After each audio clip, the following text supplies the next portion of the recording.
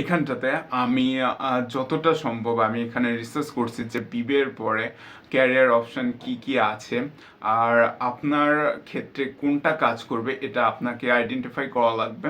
So আমি আমারটা তো ডিসাইড করে ফেলছি। সো এটা এক প্রকার আপনার 5 স্টার হোটেলের বুফে। সো যত পারেন আপনি আপনার প্লেটে সাজায় নেবেন। সো স্ক্রিনে যাওয়া যাক। সো এখানে আমাদের ফার্স্ট অপশন হচ্ছে যে হায়ার স্টাডি অপশন, পোস্ট গ্রাজুয়েশনের পরে এখানে আপনার এমবিএ হয়ে গেল, আপনার এমকম হয়ে গেল। সো এটা হচ্ছে আপনার 2 বছর বা 3 বছরের একটা প্রোগ্রাম হয়ে থাকে। আর এখানে আপনি একটা স্ক্রিনশট নিতে পারেন যে আপনি কি করতে চলেছেন। আর এখানে আমি সব কিছু দিছি যে এটা কোন কোন বিষয়ের ওপর এটা আর কি আপনার ডিগ্রিটা। এটা হচ্ছে one kind of specialise one one subject.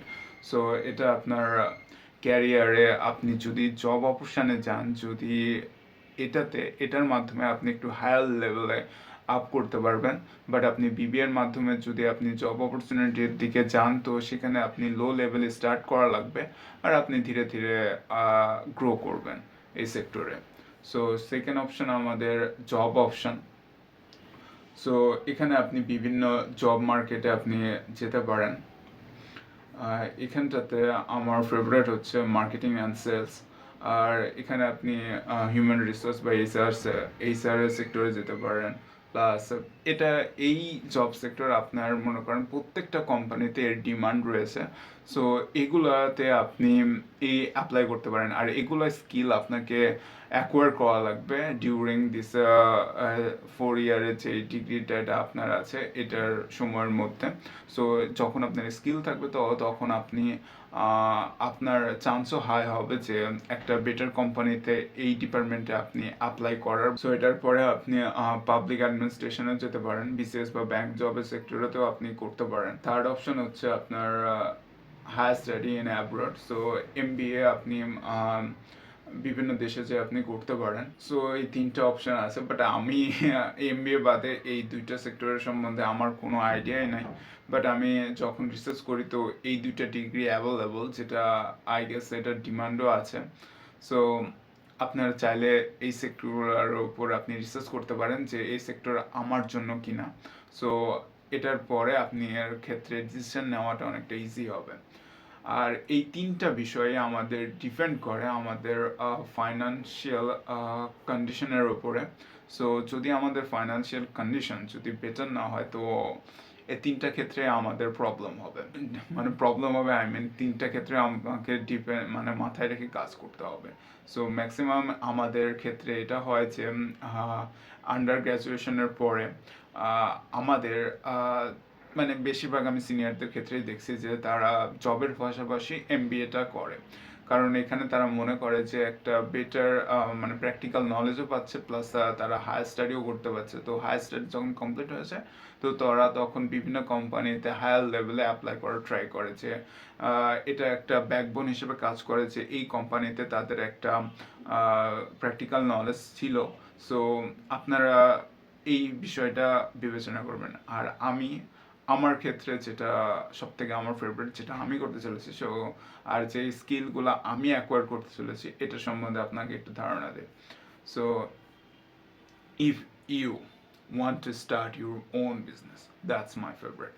So business management, marketing, account and finance and communication skill, এই 4টা স্কিলের উপর আপনাকে কাজ করা লাগবে। সো আই হোপ আপনারা এই ভিডিওর মাধ্যমে একটু হলেও নলেজ পেয়ে যাচ্ছেন যে যে বিবিএ কাদের জন্য আর আপনার জন্য কিনা।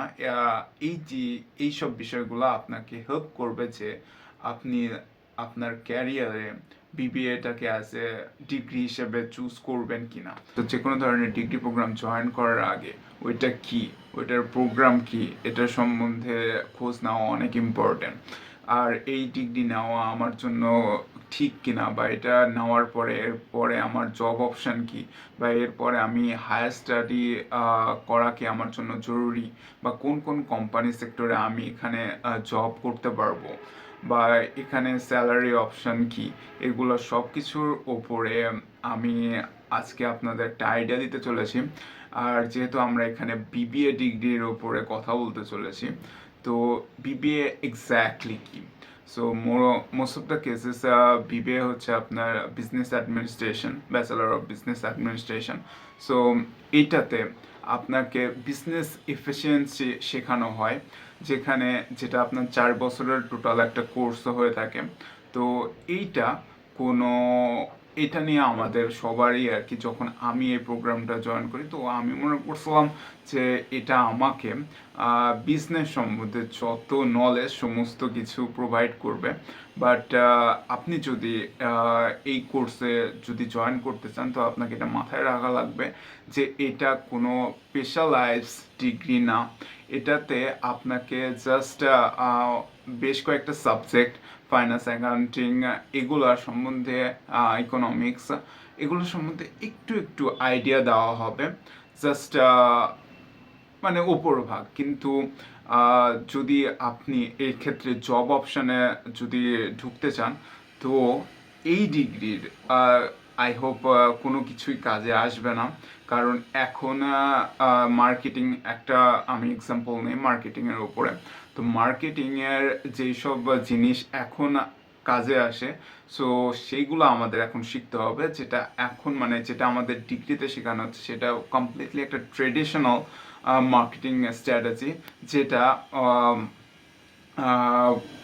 অনেক পুরনো হয়ে গেছে, যেটা এখন কারেন্ট মার্কেটে কোনো কাজে আসবে না। সো তার মানে কি ডিগ্রি আমাদের নেওয়া উচিত না বা এটা করার দরকার নাই?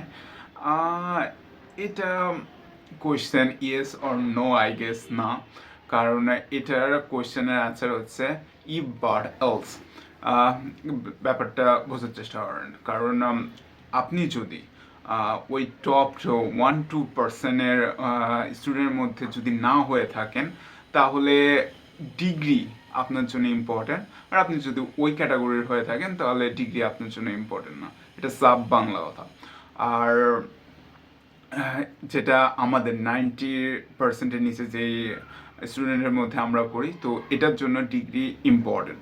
কারণ আপনার স্কিল আছে, মানলাম আপনার স্কিল আছে মোটামুটি অ্যাভারেজ, বাট আপনি যে কোনো একটা কোম্পানিতে জয়েন করবেন বা ওই জয়েন করার যে আপনাকে স্ট্যান্ড হওয়ার যে যোগ্যতা থাকা লাগবে ওইটাই আপনার নেই, মানে ওখানে আপনি দাঁড়াতেই পারবেন না। আর আপনি যদি আমার মতো টিয়ার 2 বা টিয়ার 3 ক্যাটাগরির স্টুডেন্ট হয়ে থাকেন, কলেজ মানে কলেজ থেকে বার হয়েছেন, তো এদের জন্য আরও মুশকিল হয়ে যায়। কারণ টিয়ার 1-এ যারা ইউনিভার্সিটি থেকে বার হচ্ছে তাদেরকে জব অপরচুনিটি একদম তাদের বাসায় যেয়ে প্রোভাইড করা হয়।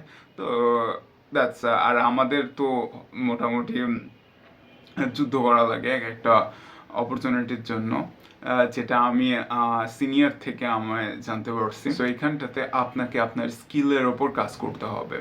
ফর এক্সাম্পল, আপনি কোনো একটা কোম্পানিতে জব করতে যাচ্ছেন, ওই কোম্পানির রিকোয়ারমেন্ট কী আর আপনি ওই কোম্পানিকে কীভাবে ভ্যালু প্রোভাইড করতে পারবেন এটার উপরে আপনাকে স্কিল আনতে হবে। কারণ যদি আপনি আপনার ইউনিভার্সিটির উপর ডিপেন্ডেন্ট থাকেন তো এইখানটাতে আপনি মারাত্মকভাবে ফেল করতে চলেছেন, যদি না আপনার মামা চাচা খালু নেপোটিজম যদি না থাকে। সো আমি একটা জিনিস যেটা রিয়েলাইজ করছি, আমি লাইক আপনি 10 তলা একটা বিল্ডিং, সো আপনি টপে উঠতে যাচ্ছেন, তো আপনার কাছে 3টা অপশান আছে।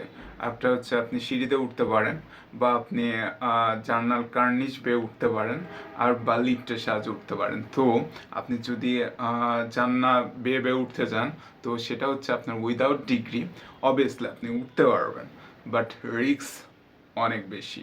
আর সেকেন্ড হচ্ছে আপনার সিঁড়ি, সেটা হচ্ছে আপনার ডিগ্রি, আর লিফট হচ্ছে আপনার nepotism, you know that. So that's it. See you guys in the next video.